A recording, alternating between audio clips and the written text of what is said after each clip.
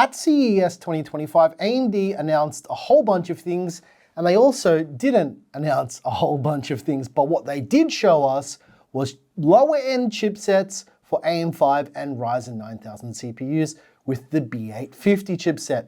This is our first B850 board that we're looking at. This is the Gigabyte B850 AORUS Elite Wi-Fi 7. Let's do our usual thing. Let's take a little bit of a look at this board. We'll check out all the features. And yeah, as usual, this video is not a review. Wow, I think you're getting sick of that one. Let's take a closer look. This video is brought to you by VIPSCDkey.com. Have you ever installed Windows 11 only to see the watermark of death? You don't need to fork out a couple of $100s for a key. You can grab one from today's video sponsor, from VIPSCDkey.com for a tenth of the price. You can use our code GEAR to get 30% off for this month only. How good is that? That takes that already cheap Windows 11 key and makes it even cheaper. It's easy as placing your order. Bingo bango. You've got your new key on your orders page. You chuck that key into the activation screen and you're good to go. No more watermark of death.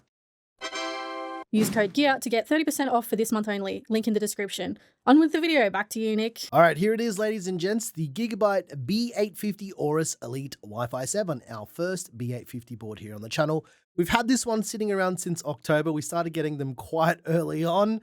But yeah, we'll talk about that another time. Let's get this motherboard out of the way and take a little bit of a close look at everything that comes with this board. And to be honest, there's not a lot that comes with this motherboard in the box. We do have some documentation. This is all the standard stuff here. However, with the quick start guide, it does show us the entire Gigabyte B850 motherboard lineup. I like to show this because maybe you didn't know some of these board models existed. We have a single set of SATA or SATA cables for your 2.5-inch SSDs or your 3.5-inch hard disks. We've also got this little badge here. You guys know the deal with this. If you put it on your case, you will get more performance. Well, not really. That's an old joke. Maybe we'll kill that one off soon. There's also the included Wi-Fi 7 antenna. This has got this handy dandy little new connector, which just clips in and makes it very easy to connect. And we've got the G connector. This is for all the front panel cables and everything for your system. So it lets you know it's on and it lets you turn it on. All right, let's unsheath this new board and we'll take a little bit of a close look at everything on this board. All right, let's dive in. First of all, we've got a front panel audio header. There's two 3-pin 5-volt addressable RGB headers. There's a 4-pin 12-volt RGB header. There's two PWM fan headers. There's two USB 2.0 headers. This is for liquid coolers and RGB controllers as USB 3 becomes more ubiquitous across the range. There's two more PWM fan headers, as well as the front panel header for all your lights and all your switches and to let you know your system's on and to turn it on. There's a right-angled USB 3.2 10 gig type A header. There's 4 SATA or SATA ports for 2.5-inch drives or 3.5-inch hard disks. There's a USB Type-C 20 gig header on the board as well. This is typically what we're going to see for speeds. Now it's just going to be 20 gig. This is an HDMI 1.4 port. This is for diagnostics, really. There's also the 24-pin power connector to send power to your board, as well as another power and reset button above that. There's a postcode diagnostic LED array and another 3-pin 5-volt addressable RGB header. Above and next to the RAM slots, we've got a PWM fan header, one for the pump and one for the CPU fan. There's also a single 8-pin EPS power connector and a supplemental EPS power connector to send power to your CPU. As for PCIe slots, it's got a single PCIe Gen 5x16 slot, as well as two PCIe Gen 3x1 slots, and they're by 16 sized. I would go almost as far as saying that these by 1 slots down the bottom don't really need to be on this board. However, there will be those who disagree. As for that top PCIe slot, it does have a quick release button. Now, we get a lot of comments with people talking about why this exists. If you're someone like me who builds a lot of PCs, it's really easy to remove your graphics card. And if you need to do any maintenance, this makes life a heck of a lot easier, especially with all of these huge GPUs we're going to be seeing and the already huge GPUs that already exist. The VRM layout here is pretty interesting. It's got a 14+2+2 phase digital twin VRM design layout.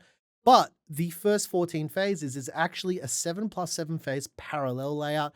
There's also a 6-layer PCB here. You'll also notice that the whole I/O cover here is a heatsink for the VRM, and there's another heatsink at the top of the board with a heat pipe connecting both for additional cooling. Because this is an AM5 board, it does feature the AM5 socket with pretty standard AM5 cooler mounting here. But I'll do what I usually do here. Let's open the socket up just in case you've never seen it before. And this is typically for people who have never seen inside a socket. You have to remember, guys, a lot of people who look at these type of videos have never built a PC before, and they are just curious to know what a socket looks like without having to buy a board. I like doing this as well, just to check if anything is broken inside the socket on a new board. If we flip the board over, you can see there's not a lot going on here. This is a B850 board. It's not supposed to be a top-end board, so it doesn't have a back plate here for additional cooling or for any type of protection on the back, but that's normal, right? We can't get too upset about that. In terms of RAM, this board supports up to 256 gigs of DDR5 memory in total at 8200 megatransfers. Remember, this is the maximum, not what's recommended. As for the storage, we're seeing what we see with basically all motherboards now, completely toolless heat sinks and toolless drive installation.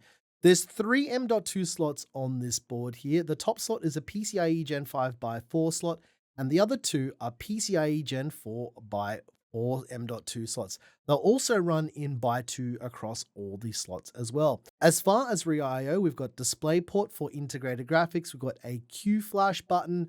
There's 4 USB 2.0 ports, typically used for your mouse and your keyboard and stuff like that. There's no USB 4.0 here. It's USB Type-C 10 gig. And we've got 2.5 gigabit Ethernet. We've got Wi-Fi 7 with that locking antenna connector. With that locking antenna connector, we've got a line in, we've got a line out, and optical/SPDIF output. What we're seeing with boards like this now is a lot of the features are becoming more ubiquitous. We're seeing 2.5 gigabit Ethernet just be standard across the board here, which I'm all about. One thing I noticed about this board is the rear I/O is similar to the X870 Elite, and essentially it's the same board. It just looks like it's a little bit more empty on the surface of the board, which may be something that will kind of make you want this a little bit more.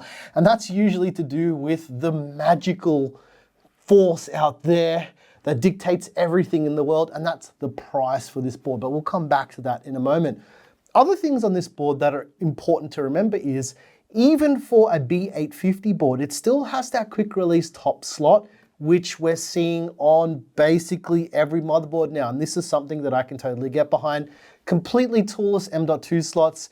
And this may be something that we're going to take for granted in the future, but the fact that it's here right now is meaning that Gigabyte is listening. They also put something back that they took away with other boards, and optical audio. So yeah, we're seeing that come back on some Gigabyte boards, especially B850. It is odd that it's here, but also not. It's good that it's there, right? You guys have been asking for this feature specifically, and it's here. Something that I'm liking about a lot of these new Gigabyte boards is the Wi-Fi antenna now, that connector. I know we talked about this last year quite a bit, but it is something that makes it easier. Basically, you just plug it in, click it in, and then you can unclip it, and it's gone, and it's good to go. So yeah, I think this board is looking pretty interesting. Make sure you're subscribed and all that, because we will be doing a build with this fairly soon. We've got heaps of case reviews coming up.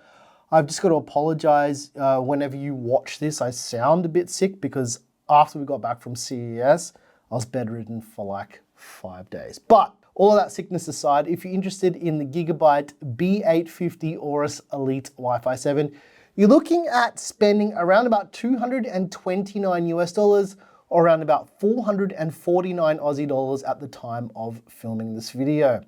As mentioned, the feature set is not too bad, and we've got plenty more B850 videos coming. I'm talking like over there on that table off screen, I've got like 10 more boards. So yeah, make sure you're subscribed and all that jazz. Yeah. Whew, that was a tough one to get through. I am absolutely sweating. I haven't been able to kick this fever for days now, but I miss making videos, so we'll see you again very soon with some case reviews. I forgot how to do this YouTube video thing. It's been over a week since I filmed something. Last thing I filmed was in America, and we can't even release that yet either. But yes, whew, I'm actually sweating. It's crazy. All right, you know what to do.